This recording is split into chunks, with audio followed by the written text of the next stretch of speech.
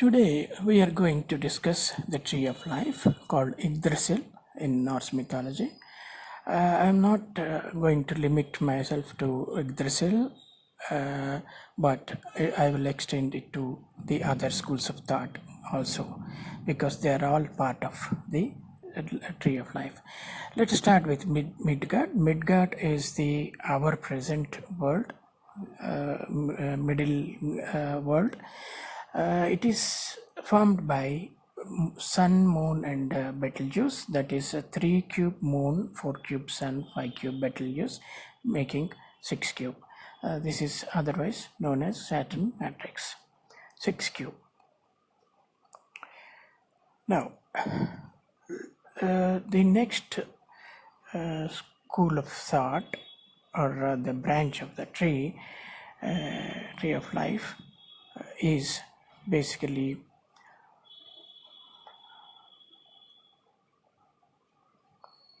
the Olympian school of thought. In the Olympian school of thought, 6 cube, 8 cube, 10 cube come together to form 12 cube.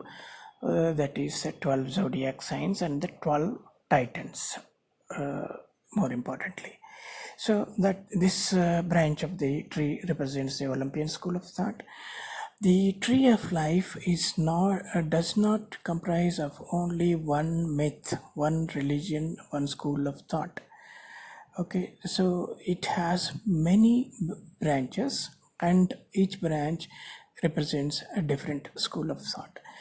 But one particular branch of thought, that is the Proto-Indo-European branch of thought, alone represents the Nordic myth. So let's see what is next. The next branch is the Gnostic branch, Gnostic school of thought. Gnostic school of thought is formed by 12 cube, 16 cube, and 20 cube, making 24 cube.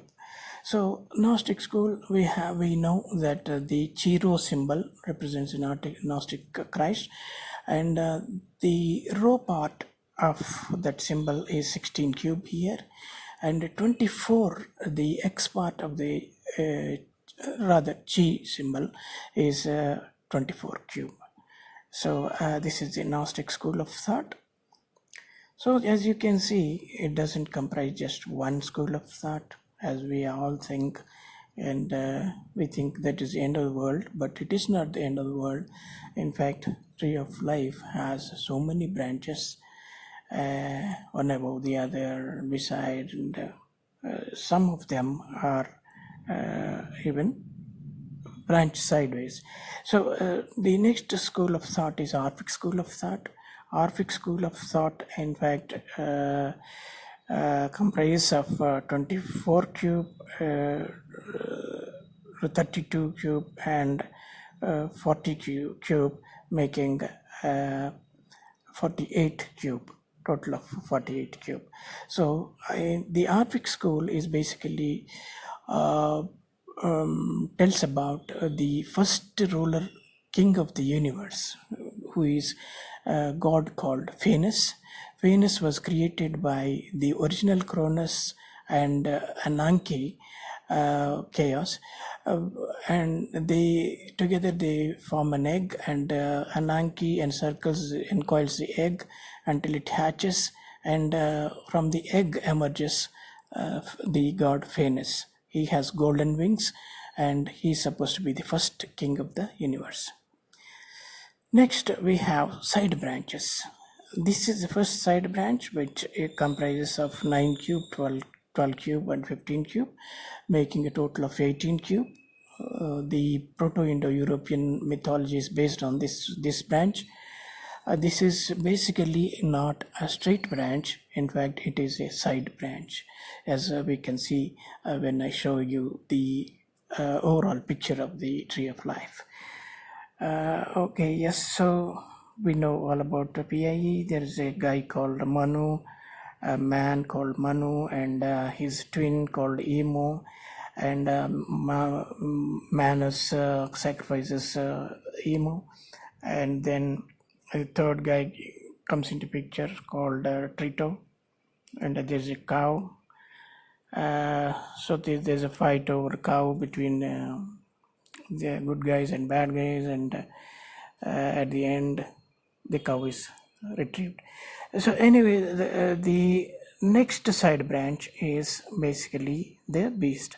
I'll tell you why I call it beast, because if you take the sum of first n 36 natural numbers, the sum will come to 666. So that's why I call this the beast branch. So beast branch is, of course, comprises of 18 cube, 24 cube, and 30 cube, so together making 36. So this is the beast branch. It is a side branch, it is not the straight branch, as you can see later. Now after these branches, let us now see how the straight branches of the tree look like. What are the straight branches?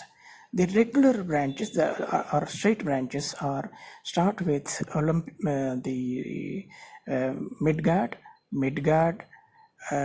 Olympian, followed by Gnostic, and at the top we have the Orphic. So you see there are 4 schools of thought here. So these are the straight, in the sense, this is how the evolution is supposed to have taken place, straight upwards. But as we can see later in the next picture, there are some sideways evolution also. So let us see which they are and how does the overall picture of the tree of life looks like, the VamshaVuksha, as we can call it in Sanskrit. So here you can see at the root, at the very bottom, we have the hell god.